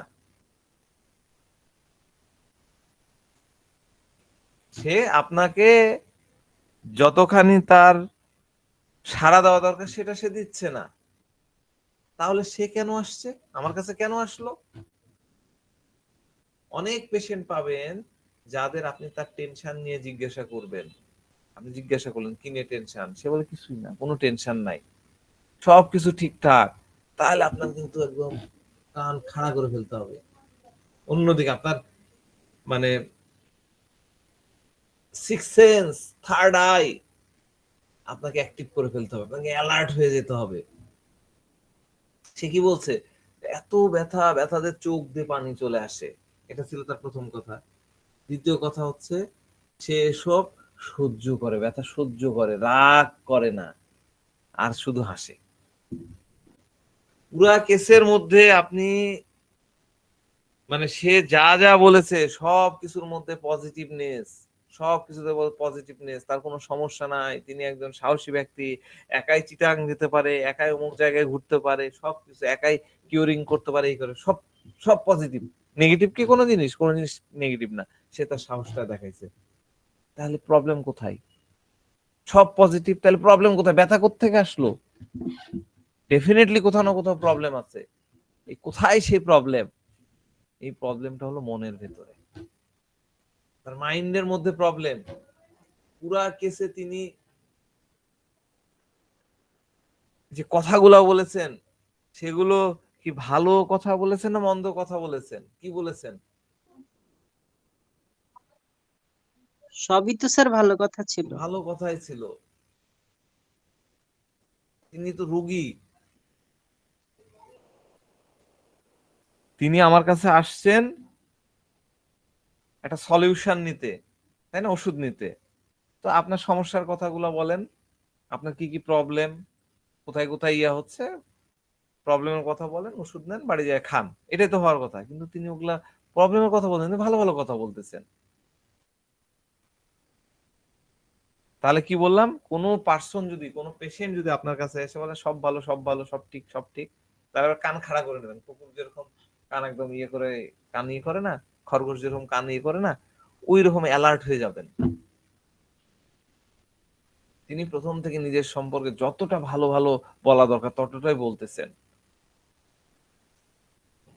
যাই হোক না কেন সবকিছু নিয়ে সে মনে হচ্ছে একদম ফুর্তিতে আছে, মাস্তিতে আছে। আর তার ছেলের কাহিনীটি কি ছিল?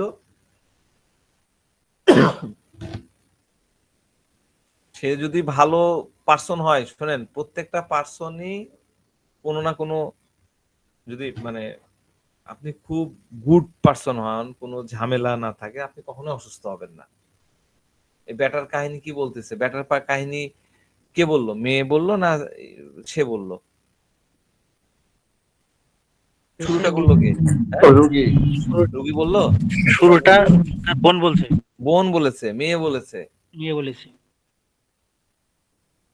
আপনাকে চেম্বারে বসে এই জিনিসগুলা খেয়াল করতে হবে। কে কোন প্রশ্ন, ধরেন অ্যাটেন্ডেন্স আসছে 2-3 জন, কে কোন প্রশ্নের উত্তর দিচ্ছে, এই বিষয়টা আপনাকে খেয়াল করতে হবে। এটা পার্সোনাল বিষয়, ছেলের বিষয়টা, এই কারণে কিন্তু পেশেন্ট বলেনি। পেশেন্টের মেয়ে যখন বলা শুরু করলো তখন সে কিন্তু টেকনিক্যালি ফ্ল্যাট করে এমন ভাবে ইয়ে করে সে নিজে নিয়ে নিল এবং দোষ তার না, এগুলো বোঝানো শুরু করলো। ভালো করে খেয়াল করেন, আমার এই ক্লাস শেষে লেখা আছে, ওইটা আপনারা আবার পড়বেন। খুব টেকনিক্যালি মেয়ের মুখের কথা সে নিয়ে নিয়ে সুন্দর করে মশলা মাখায় এমন ভাবে করলো যে এটা তার দোষ না, এই হ্যান ত্যান করে সে ইয়ে করলো। এই জায়গাটা, এই আপনারা এটা হজম করতে পারবেন না। তারপর আমি বলছি এই জায়গাটা হচ্ছে হিপোক্রেসি। আমাদের রুব্রিক্স আছে না, হিপোক্রেসি। হিপোক্রেসি এখন বললাম কি করে হিপোক্রেসি হলো? হিপোক্রেসি তো অন্যভাবে বুঝাইছেন, এবার বুঝেন। খুব কাজের একটা রুব্রিক্স, খুব অল্প মেডিসিন আছে, ফসফরাস আছে হিপোক্রেসিতে, পালসেটিলা আছে, ভালো ভালো মেডিসিন আছে, লাইকোপোডিয়াম আছে। হিপোক্রেসিটা শিখে রাখেন। সিয়াম যদি পুরনো ধারণা মাথা থেকে বাইর করতে না পারো, তুমি আগাতে পারবে না। সব ফেলে দাও, পুরনো ধারণা এখন নতুন করে নাও। হিপোক্রেসিটা একদম সুন্দর করে নেন, একদম মাথার মধ্যে আজকে ঢুকাই নেবেন। এর আগে জিন্দেগিতে এই ওয়ার্ডটা শুনেননি, এইভাবে এই ব্যাখ্যাটা শিখে নেন, তাহলে আপনারা এটা কাজে লাগাতে হবে, একদম প্র্যাকটিক্যাল। যে রুগী, ভালো করে বুঝেন, লিখেও নিতে পারেন, যে রুগী তার দুর্বলতা অন্যের কাছে দেখাতে চায় না, যে রুগী তার দুর্বলতা অন্যের কাছে দেখাতে চায় না, খুব বিচক্ষণতার সাথে সে তার ইমপ্রেশনটা ডাক্তারের উপরে দেয়, দুর্বলতা দেখাবে না, খুব বিচক্ষণতার সাথে তার ইমপ্রেশনটা ডাক্তারের উপর দেবে, খুব অ্যালার্ট, খুব অ্যালার্ট, খুব টেকনিক্যালি। মেয়ে কথা বলতে যাচ্ছিল নেগেটিভ জিনিস, ফট করে মুখ থেকে টেনে নিয়ে মশলা মেরে একদম ফ্ল্যাটারিং ম্যাটারিং করে সে কিন্তু জিনিসটাকে মেকআপ করে ফেলছে। পড়ে দেখেন কেসটা। পৃথিবীতে এমন কাউকে পাবেন রাসূলুল্লাহ সাল্লাল্লাহু আলাইহি সাল্লাম ছাড়া বা নবী রাসূল পয়গম্বর ছাড়া, তাও নেগেটিভ যারা সমালোচক তারা তো নেগেটিভ ধরবেই, যারা নাস্তিক তারা তো ধরবে, তাদের কথা বাদ। পৃথিবীতে এমন কেউ নেই যার মধ্যে কোনো নেগেটিভ গুণ থাকে না। কিন্তু যে খুব ভালোভাবে লুকিয়ে নিজেকে ভালো প্রমাণ করার চেষ্টা করছে, আমি বিন্দাস আছি, মাস্তিতে আছি, এইরকম যখন দেখাবে দ্রুত এই হিপোক্রেসির উপবৃষ্টা নিয়ে নেবেন, অন্য কোনো দিকে চিন্তা করবেন না। আমি কি বুঝাতে পারলাম? দুর্বলতা না দেখায় টেকনিক, হ্যাঁ আমি তো ভালো, বিন্দাস, মাস্তি, সবকিছু ওকে, এবং সাথে সাথে নিজেকে ভালো করার প্রমাণ করার চেষ্টা করছে, এইরকম ক্ষেত্রে হিপোক্রেসির উপবৃষ্টা নিয়ে নেবেন। এখন আপনাদের কাছে মনে হবে যে এর উপবৃষ্ট অ্যাফেক্টেশনের মতন হচ্ছে, অ্যাফেক্টেশনের সাথে আবার অনেকে গুলায় ফেলবেন। অ্যাফেক্টেশন, আমাদের উপবৃষ্ট আছে না অ্যাফেক্টেশন, মনে হয় অ্যাফেক্টেশন লিখেছেন নাকি? আখতারুজ্জামান কি লিখেছেন? দেখি, আচ্ছা ওখানে হচ্ছে না, লিখেছেন মনে হয়। এই রুব্রিক্সটার সাথে একটু পার্থক্যটা বুঝেন। অ্যাফেক্টেশনে যে কোয়ালিটি তার থাকে না, ওই ব্যক্তির থাকে না, সে ওটাকে দেখানোর চেষ্টা করে। যেমন স্ট্যাপোনিয়াম, কি স্ট্যাপোনিয়াম তো প্রচন্ড ভীতু, কিন্তু সে এমন ভাব নেবে যে মনে হচ্ছে সে বাঘ শিকার করে আসছে। বেটা ভীতু একটা শুনি দেখলে ভয় পায়, সে এসে ভাব দেখাচ্ছে যে আমি বাঘ শিকার করে আসছি। এটা হলো অ্যাফেক্টেশন। আর হিপোক্রেসির মধ্যে সত্যি কোয়ালিটি থাকে, সে তার কোয়ালিটি দেখাবে এবং দুর্বলতাকে আড়াল করবে। কোয়ালিটি দেখাবে এবং দুর্বলতাকে আড়াল করবে।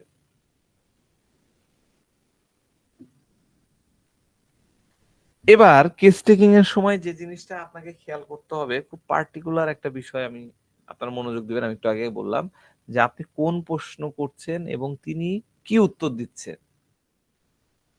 আমি কি মহিলাকে জিজ্ঞাসা করেছিলাম আপনি কি আপনার বাড়ি পাকা করেছেন, করে কি আপনি বাড়ি কিউরিং করছেন, আপনি কি চট্টগ্রামে ঘুরে বেড়েছেন, মেয়ের বাড়ি গেছেন, টাঙ্গাইলে গেছেন, হজ করে আসছেন, এটা কি আমি বলেছিলাম? আমি জিজ্ঞাসা করেছিলাম? বলেন নাই। আমি করিনি।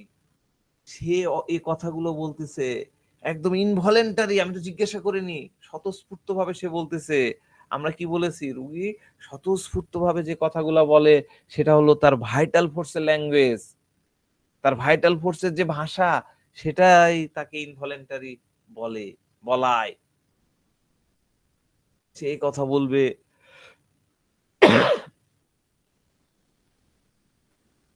হ্যাঁ। তো যখন আপনি তার দুর্বলতার কথা জিজ্ঞাসা করবেন, তখন সে ভালো ভালো কথাগুলো বলবে এবং সে দেখাবে যে সে কতটা স্ট্রং। যে কোনো কারণ ছাড়াই সে নিজের ওই বিষয়গুলোকে দেখাবে, আমি এই করছি, আমার ওই, আমি হজে দিয়েছি, আমি এখান থেকে হেঁটে যেতে পারি, আমি কিউরিং করেছি, মাথায় করে 10 মনের বস্তা নিয়ে যেতে পারছি। তো এই যে কোনো কারণ ছাড়াই নিজের প্রশংসা করছে, আমি তো জিজ্ঞাসা করিনি। তাহলে এইরকম যখন নিবে, তখন আমরা যে রুব্রিক্সটা চিন্তা করব সেটা হচ্ছে কি চিন্তা করব, বুস্টিং করে কে? বুস্টিং করে কে? বুস্টার। আমাদের রুব্রিক্স আছে বুস্টার, ঠিক আছে? তো আমি প্রশ্ন করলাম টেনশন কি নিয়ে,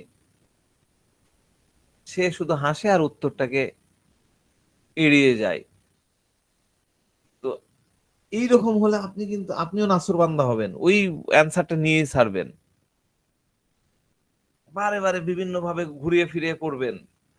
টেস্টিং করতে গেলে হাজারো কোশ্চিন করবেন, আপনার কনফার্মেশনের জন্য আপনি হাজারো কোশ্চিন করবেন, কোনো এখানে নাই, আপনাকে প্রশ্ন করে করে জানতে হবে, কিন্তু অপ্রয়োজনীয় না, প্রয়োজনীয় প্রশ্ন করবেন। তো তার প্রবলেমের কারণ কি, মানে প্রবলেমটা কি ছিল মহিলার? নি প্রবলেম, নি পেইন। নি পেইন মানে কি? নিটা কি? নি হচ্ছে নি is symbol for ego and pride. Ego and pride, নি পেইন হচ্ছে ইগো এবং প্রাইডে হার্ট হয়েছে, তার ইগো এবং প্রাইডে হার্ট হয়েছে। সালফার কি ইগো থাকে তাই না, তার প্রাইড থাকে, এই প্রাইডে তার হার্ট হয়েছে, আঘাতপ্রাপ্ত হয়েছে।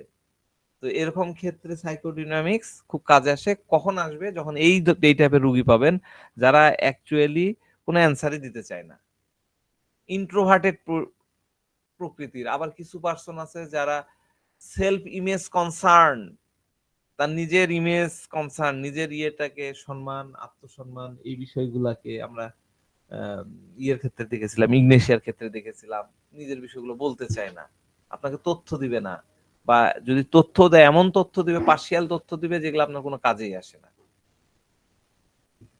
সে কি বলতেছিল, আমি এত কিছু করেছি আমার ছেলের জন্য, এটাতে ছেলের কিছু আসে যায় না।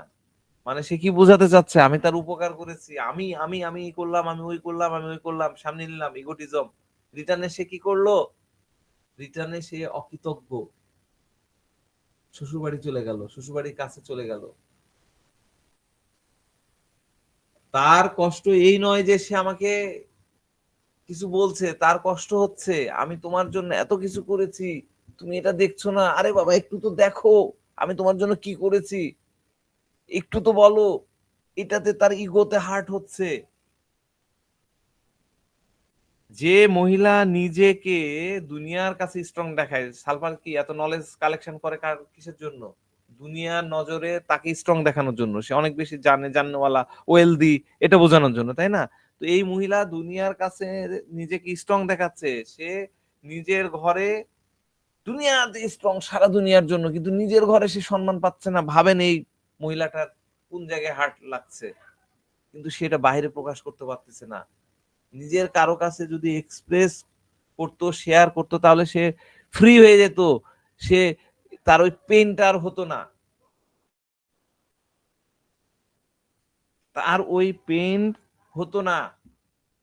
কিন্তু সে মেয়ের কাছেও শেয়ার করতে পারছে না, কাউকে করছেও না। কিন্তু সে কেন এরকম করলো, এটা আমাদের বুঝতে হবে। আমরা আমাদের এইখানে গ্রুপটা কই গেল, গ্রুপে কে লিখলেন জানো, ডিসগ্রেস নিয়ে কি একটা রুব্রিক্স দিয়েছিলেন যে ব্যাখ্যাও, কাউসার হোসেন কুমিল্লা থেকে, হ্যাঁ, উনি লিখেছেন যে ডিসগ্রেস নিয়ে ওনার ইয়েটা, ডিসগ্রেসের বিষয়টা, সালফার তো একটা গ্রেস মেনটেন করে ডেফিনেটলি। আমি এটাকে একটু বুঝাবো বলে এই আলোচনাটা করতেছি। ডেলুশন কি ডিসগ্রেস শি ইজ, তাই না? রুব্রিক্সটা কি ছিল? ডেলুশন ডিসগ্রেস শি ইজ, তাই না? তো এই রুব্রিক্সটা ভালো করে বুঝেন, তাহলে সালফার জিন্দেগিতে মিস হবে না। আমরা তো সালফার ওয়েল দিয়ে বুঝি, অমুক তমুক দিয়ে, এই রুব্রিক্সটা বুঝেন। ডিসগ্রেস ফিলিংটা কোথায় হয়? মানুষ ডিসগ্রেস ফিলিংটা কোথায় হয়? তার আত্মার মধ্যে হয়, সোলের মধ্যে হয় ডিসগ্রেস ফিলিং। গ্রেস, গ্রেসের অপোজিট হচ্ছে ডিসগ্রেস। ডিসগ্রেসের বাংলা কি? আমরা যদি ডিসগ্রেসের বাংলা করি কি দাঁড়াবে? অপমানিত বোধ। ডিসগ্রেস মানে অপমানিত, আর গ্রেস মানে কি? অসম্মান, বেজ্জতি, বেজ্জতি, ঠিক আছে, বেজ্জতি, বেজ্জতি, হেনস্থা, অপদস্থ। এই তার কাছে মনে হয় আমি এমন কিছু করি যাতে লোকজন আমাকে রেসপেক্ট করে। সালফার তো জ্ঞান অর্জন করে, সবকিছু করে এই কারণে, এই যে সোশ্যাল ওয়ার্ক করেও কিন্তু এই কারণে। জিন্দা থাকতে চাইলে এমন কিছু করব যাতে লোকজন আমাকে সম্মান করে, সোশ্যাল ওয়ার্ক করব, জ্ঞান বিতরণ করব। কেউ যদি সালফার হয় তাহলে সে এমন কিছু করবে, যেমন কোনো কিছু উদ্ভাবন করবে, ইনোভেশন থাকবে আর কি, কোনো সোশ্যাল ওয়ার্ক করবে, ভালো কিছু করবে, কোনো না কোনো কিছু তার মাথার মধ্যে চলতে থাকবে, কি শিখবো, কি করে দেখাবো, কি শেখাবো, যাতে লোকজন আমাকে রেসপেক্ট করে। তারপরে এক লেভেলে গিয়ে সে সর্বজান্তা হয়ে যায়, জ্ঞান অর্জন করতে করতে সর্বজান্তা হয়ে যায়। তখন যখন সর্বজান্তা হয়ে যাব, তখন আমার মধ্যে কি ফিলিং হবে? I am great, great feeling, delusion, great she is বা হি ইজ, যেটা আছে রুব্রিক্স, গ্রেটে চলে যাই, আমার অনেক নলেজ, মানে কি আমি অনেক গ্রেট বা মহান। তো এই কেসের ক্ষেত্রে তার কি দরকার ছিল বাড়ি কিউরিং করানোর জন্য পানি ছিটানোর? এটা সে করেছিল কারণ প্রতিবেশীরা, মানে তার আশেপাশে যারা আছে, আইপিআর যারা আছে, তারা বলতে আরে ওয়াও, মহিলা এত বয়সে সে কিউরিং করছে, সে কাজ করছে, এই মহিলার কাজ করছে সবার কাছে থেকে সম্মান পাওয়ার জন্য, বাড়ির কাজ করছে, তাই না, কিউরিং এর কাজ করছে, আরো বিভিন্ন, খুব কর্মঠ, বসে থাকে না, শুয়ে থাকে না, কিন্তু নিজের ছেলে, মানে বাড়িতে ছেলের কাছে সে সম্মান পেল না।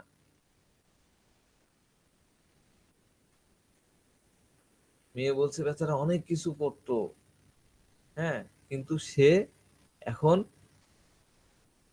এই অসুস্থ লেভেলে চলে গেছে, সে অল্প অপমান সে সহ্য করতে পারতেছে না মহিলা। কিন্তু তারপরেও সে কেন আমাদের সাথে শেয়ার করতেছে না, অন্যদেরকে কেন বলতেছে না? কারণ তার যে ডিসগ্রেস, অসম্মান, যেটা তার বাড়িতে হয়েছে, সেটা যাতে কেউ জানতে না পারে। এই জন্য সে তার ইমোশনকে সাপ্রেসড করে ফেলেছে, তার প্রাইড এবং ইগোটা হার্ট হয়েছে, এটাকে সাপ্রেসড করে ফেলেছে, এতে তার পেন হতে থাকতেছে। সে কি বলছিল যে আমি সহ্য করি, তার মানে এত কিছু হওয়া সত্ত্বেও তার সাহায্যের দরকার নাই, আমি এখানে ঘুরি ওখানে ঘুরি, মানে ওই হিপোক্রেসির বিষয়টা কিন্তু আবারও চলে আসছে।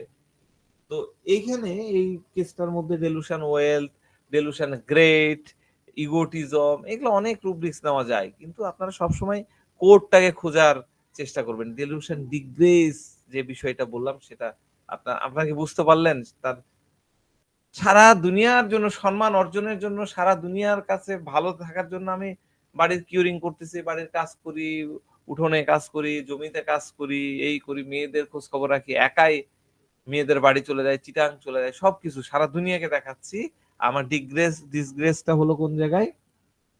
বাড়িতে, আমার ছেলের কাছে। এই জন্য কোর জায়গাটা, মূল জায়গাটা আপনাদেরকে খুঁজতে হবে। পেশেন্ট কি বলছে, কিভাবে বলছে, কেন বলছে। আপনার যদি এই প্রশ্ন 3টা আগে লিখে রাখেন আপনার প্যাডে, এরপর একটা একটা করে উত্তর খোঁজেন, আপনি খুব সহজে আপনার ক্লিনিকে, আপনার চেম্বারে পেয়ে যাবেন। তো আমি এই সালফার নিয়ে বা এই রিলেটেড মেডিসিন নিয়ে আমি যা অভিজ্ঞতা শেয়ার করেছি, সালফারের ক্ষেত্রে বেশিরভাগ ক্ষেত্রে দেখা গেছে এরা ব্যবসার কথা বলে। যেমন দেখেন, এই মহিলাটা কিন্তু কি বললো যে তুমি ঠিক করো তাহলে তুমি হবে আমার সেকেন্ড গড, দ্বিতীয় ত্রাণকর্তা, তুমি হবে আমার দ্বিতীয় খোদা। এই মহিলা কিন্তু বলল তুমি ঠিক করো, মানে বিজনেস, ঠিক না করলে কিন্তু না। একবার ভেবে দেখেন, ডাক্তারকে কিন্তু এমনি দ্বিতীয় ঈশ্বর ভাবা হয়, আর সে আমাকে বলতে তুমি সুস্থ করে দাও তাহলে তোমাকে আমি দ্বিতীয় ঈশ্বর মনে হয় না, এক হাতে তুমি দাও আর এক হাতে নাও, মানে বিজনেস। হ্যাঁ, অনেকে আবার ফ্লাটারিং মনে করতে পারে, খুব কাছাকাছি জিনিস, কিন্তু ফ্লাটারিং এর সাথে হবে না। ফ্লাটারিং এ কি, ফ্লাটারিং করলে কি হয়, ফ্লাটারিং এ হচ্ছে খুব প্রশংসা করছে, বাহ ডাক্তার সাহেব আপনি কত ভালো, আপনি কত পেশেন্ট ঠিক করে দিয়েছেন, আপনি একদম সুপার ডাক্তার, হ্যাঁ আপনার কথা শুনে দূর দূরান্ত থেকে রুগী চলে আসে। হ্যাঁ, এগুলা শোনার পরে আপনার কাছে মনে হবে যে না, সে আসলে আপনাকে তেল মারছে, প্রশংসা করছে, তেল মারতেছে। হ্যাঁ, আর এ কিন্তু আপনার প্রশংসা করলো না, এ হচ্ছে আপনার সাথে একটা চুক্তি করলো যে তুমি আমাকে ঠিক করো তাহলে তুমি আমার সেকেন্ড গড, মানে ব্যবসা। বুঝতে পারছেন?